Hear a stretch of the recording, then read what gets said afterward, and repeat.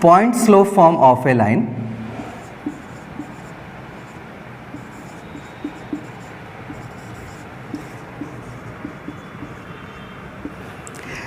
Line की different form को हम क्वेश्चन में दिए गए डेटा के अकॉर्डिंग यूज करते हैं।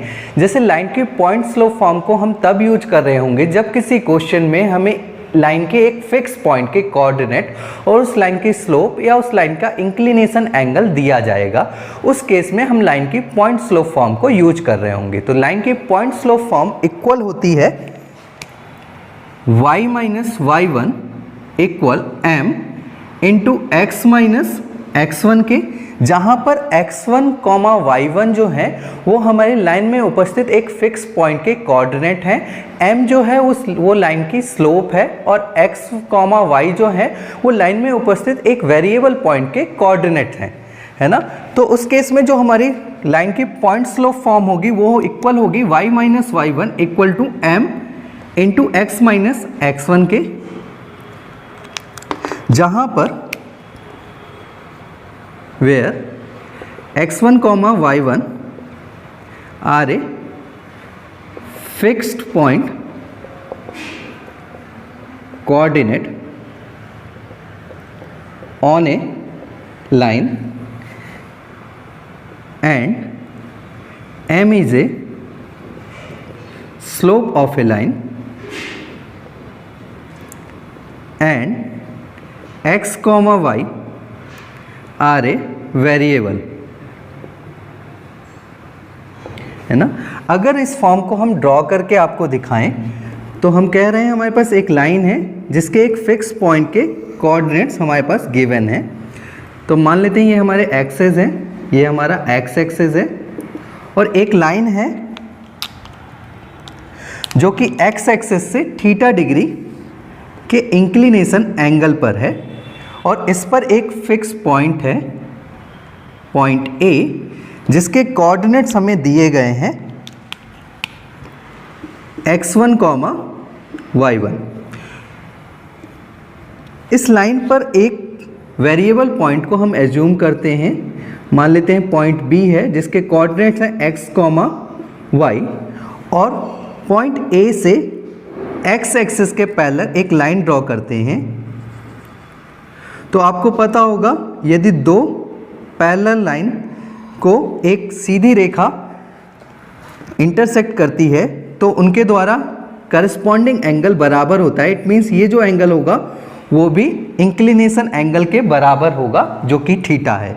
अगर हम पॉइंट ए से प्रोजेक्शन ड्रॉ करें ऑन एक्स एक्सिस और पॉइंट बी से भी जो प्रोजेक्शन ड्रॉ करें एक्स एक्सिस, तो आपको पता है इन प्रोजेक्शन की जो लेंथ होगी वो इनके y कोऑर्डिनेट के बराबर होगी। इट मीन्स y1 और y2 और ओरिजिन से इनके फुट ऑफ परपेंडिकुलर के बीच की जो दूरी होगी वो इनके x कोऑर्डिनेट के बराबर होगी। इट मीन्स x1 एंड इस whole length is equal to x coordinate क्या है x, ठीक है। तो हम कह सकते हैं अगर इस ट्रायंगल को हम नाम दे दें ट्रायंगल ABC, तो ट्रायंगल ABC एक 90 डिग्री का एंगल है जिसका ये हमारा क्या होगा बेस होगा और बेस की जो लेंथ होगी वो कितनी होगी x माइनस x1 एंड इसके परपेंडिकुलर की जो लेंथ होगी वो होगी y माइनस y1। तो अगर हम ट्रायंगल ABC की बात करें और ट्रायंगल ABC में अगर हम tan थीटा कैलकुलेट करें tan थीटा, तो tan थीटा हमें पता है tan थीटा इक्वल होता है परपेंडिकुलर अपॉन में बेस के और tan थीटा हमारी लाइन अगर थीटा जो है वो inclination angle of a line है तो उस केस में tan थीटा जो होता है वो स्लोप ऑफ ए लाइन होती है जिसको हम m से डिनोट करते हैं। और परपेंडिकुलर की बात करें तो इस ट्रायंगल की जो परपेंडिकुलर है वो y माइनस y1 है और बेस जो है वो है x माइनस x1। तो अगर हम x माइनस x1 को यहाँ मल्टीप्लाई करें और y माइनस y1 को यहीं रहने दें तो हमारा जो आ जाएगा वो आ जाएगा y माइनस y1, इसको इधर ला रहे होंगे तो मल्टीप्लाई होगा m into x minus x1 और यही हमारी point slope form of a line है जहाँ पर x1 comma y1 given point के कोऑर्डिनेट्स हैं, m जो है वो slope form of a line है और x, y जो है वो हमारे वेरिएबल पॉइंट के कोऑर्डिनेट हैं। तो उस केस में point slope form of a line जो होगी वो इक्वल होगी y minus y1 equal m into x minus x1। Point slope form से रिलेटेड कुछ क्वेश्चन कर लेते हैं, इसे रफ कर देते हैं।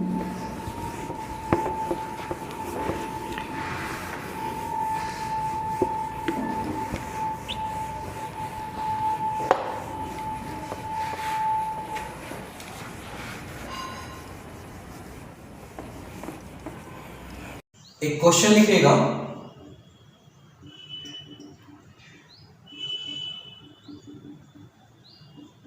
Find the equation of a line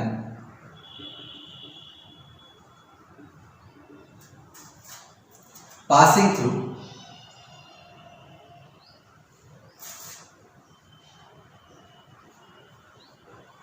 two comma 4 and slope of a line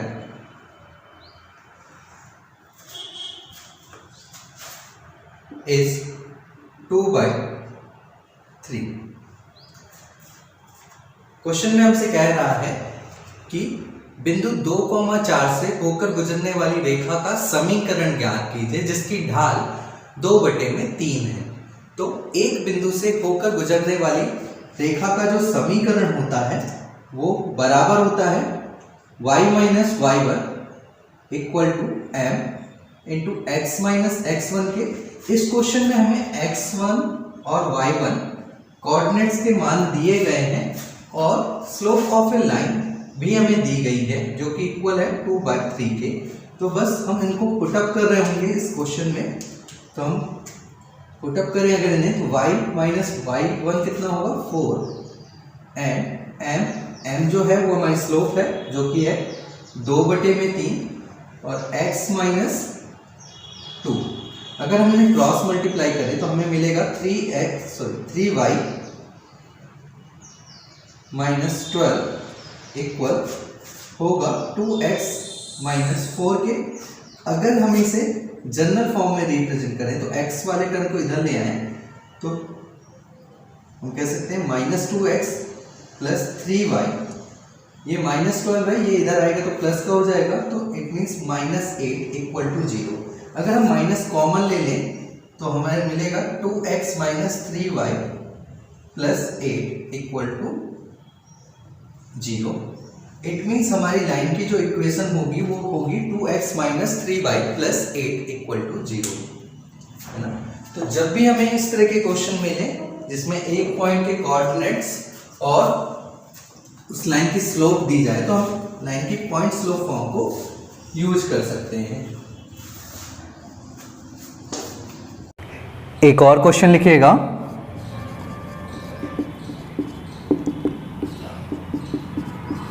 find the equation of a line passing through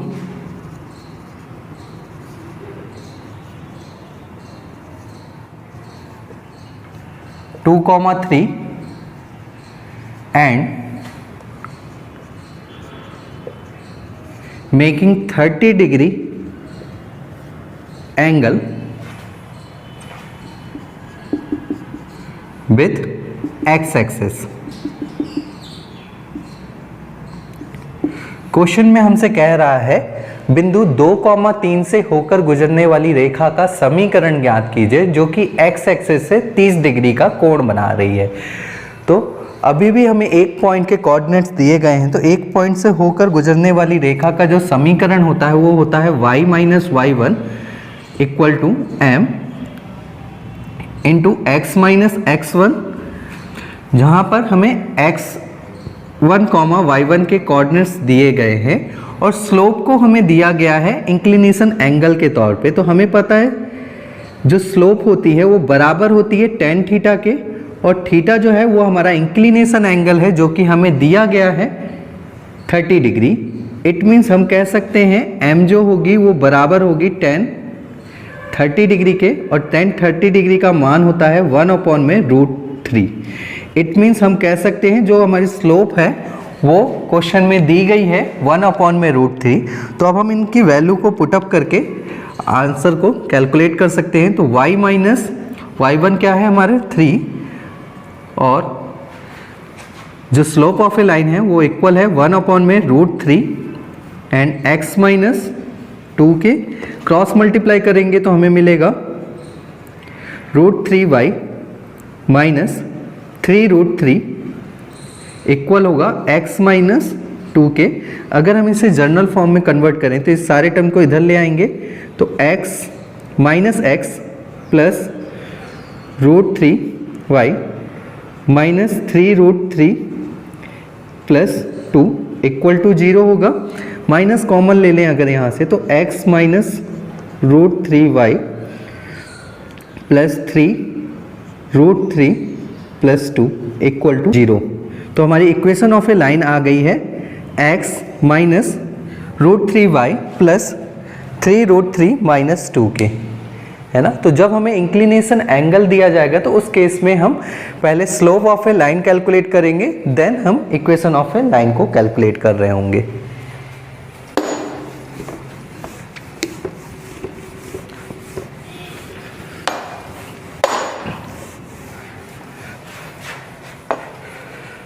question लिखिएगा,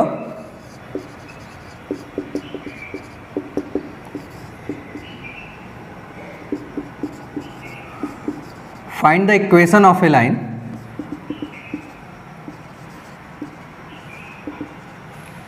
passing through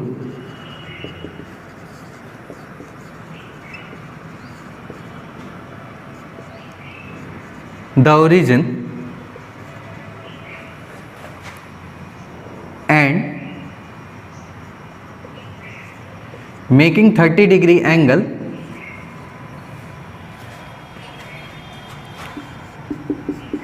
with y axis। Question में कह रहा है हमसे मूल बिंदु से होकर गुजरने वाली रेखा का समीकरण ज्ञात कीजिए जो कि y अक्ष से 30 डिग्री का कोण बनाती है। इट मीन्स ये जो रेखा है वो y अक्ष से 30 डिग्री के कोण पर होगी।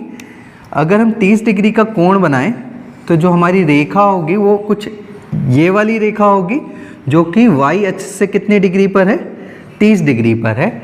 इट मीन्स इस रेखा का जो इंक्लिनेशन एंगल होगा वो कितने डिग्री का होगा, क्योंकि ये जो एंगल है वो 90 डिग्री का होगा। तो हम कह सकते हैं जो इसका इंक्लिनेशन एंगल होगा वो 90 प्लस 30 डिग्री का होगा। इट मीन्स 120 डिग्री का होगा। अगर हम इस लाइन की स्लोप को कैलकुलेट करें, क्योंकि थीटा जो है वो बराबर है 120 डिग्री के, तो tan थीटा बराबर होगा tan 120 डिग्री के, और m जो होगा वो इक्वल होएगा -√3 के। तो और जो रेखा है वो कहाँ से होकर गुजर रही है, मूल बिंदु से। मूल बिंदु से होकर गुजर रही है, इस मीन्स जो coordinate of a fix point होगा वो क्या होगा, 0,0। तो एक बिंदु से होकर गुजरने वाली रेखा का जो समीकरण होगा वो होगा y minus y1 into m into x minus x1, जहाँ पर x1 और y1 के जो कोऑर्डिनेट्स हैं वो हमें दिए गए हैं, वो हमारे मूल बिंदु हैं, 0, 0 हैं। तो y माइनस 0 इक्वल m जो है वो हमारी स्लोप है जो आई है √3 के, तो x माइनस 0। अगर हम इनको मल्टीप्लाई कर दें तो क्या आ जाएगा, -√3x। x को इधर लाएंगे तो क्या हो जाएगा, √3x plus y equal to 0।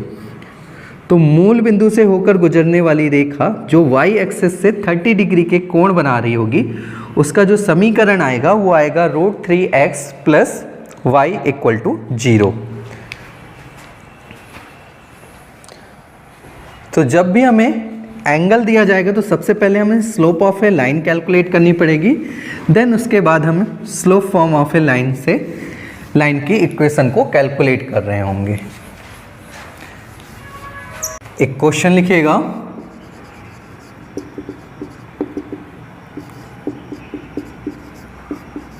Find the equation of a line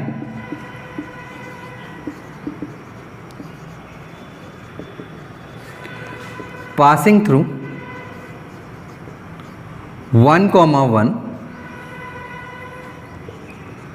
and equally inclined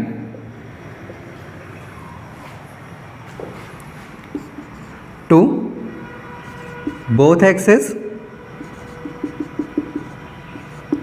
question में हमसे कह रहा है कि बिंदु 1,1 से होकर गुजरने वाली रेखा का समीकरण ज्ञात कीजिए जो अक्षों से एक समान डिग्री के एंगल पर हो।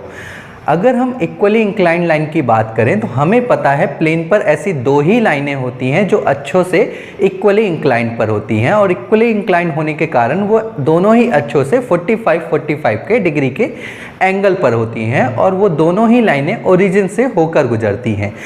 तो इट मीन्स हम कह सकते हैं इस क्वेश्चन में हमारी एक इक्वेशन ना बन के हमारी दो इक्वेशंस बन रही होंगी। तो अगर हम इक्वली इंक्लाइंड लाइन की स्लोप कैलकुलेट करना चाहें तो अगर हम इसे ड्रॉ करके आपको दिखाएं तो ये हमारे एक्सेस हैं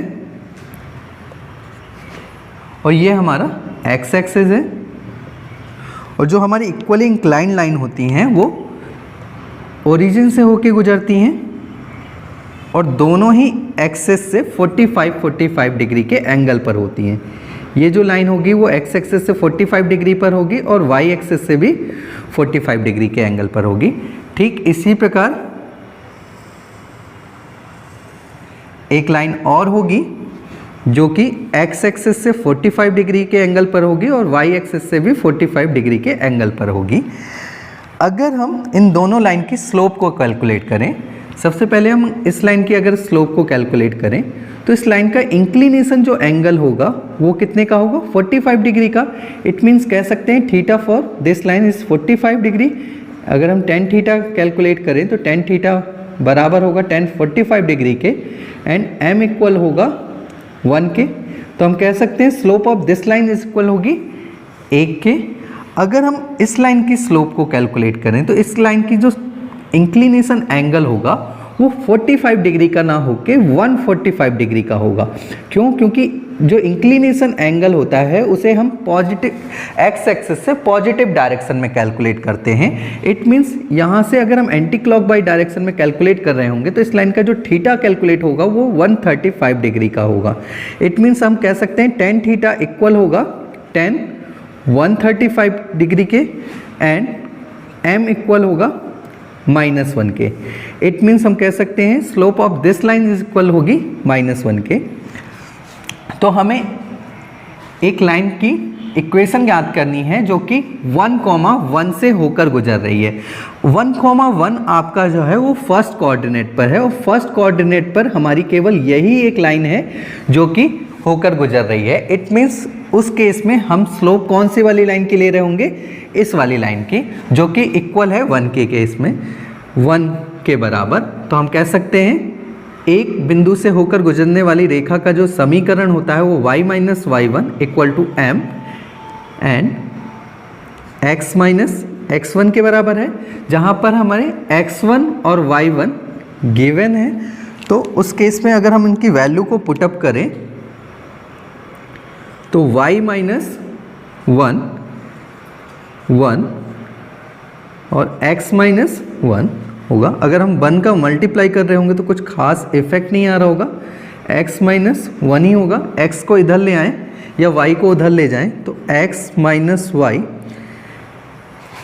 और 1 को इधर लाएंगे तो ये प्लस का हो जाएगा तो 0। तो x minus y equal to 0।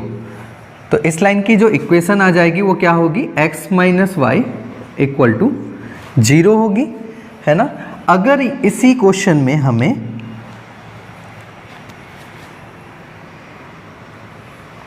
ऐसा कुछ दिया जाता -1 और +1 से होकर गुजर रही होती रेखा, तो इट मीन्स जो रेखा होती वो हमारी कौन सी वाली होती, ये वाली होती। और इस वाली रेखा की हमें इक्वेशन पता है, हमने पढ़ी थी। इसकी जो इक्वेशन होती है वो क्या होती है, x plus y equal to 0। तो इस क्वेश्चन को हम डायरेक्ट भी कर सकते थे अगर हमें ये चीज़ें पता है कि इक्वली इंक्लाइंड लाइन की इक्वेशन क्या होती है, अदरवाइज हम स्लोप को कैलकुलेट करके कर रहे होंगे। तो इक्वली इंक्लाइंड के केस में आपके दो केसेस बनते हैं, जिसमें एक में जो थीटा होता है वो 45 डिग्री का होता है और एक में जो थीटा होता है वो 135 डिग्री का होता है ना।